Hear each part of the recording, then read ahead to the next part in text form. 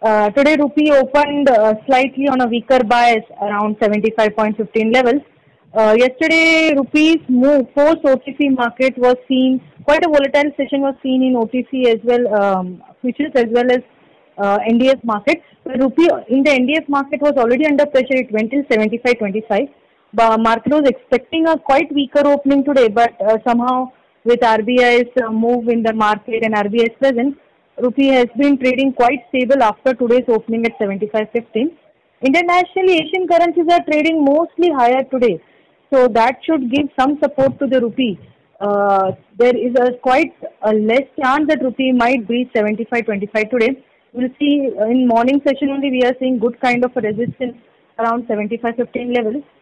Exporters, this is an opportunity for them to take some covers at this level, 75.15, close to 75.15 levels, anything above 75.10.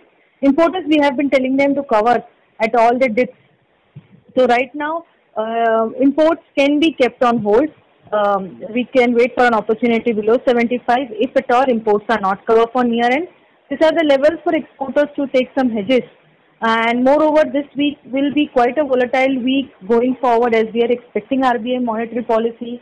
US NFP data is there, fiscal plan is also there on the cards, which market is really watching out for.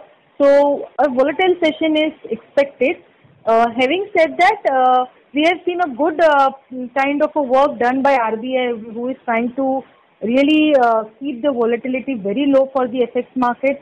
We have seen a range trading, which is really helpful for both exporter and the importer community. And they are doing a marvelous job by really keeping rupee in a range. So the range trading is still there for the currency.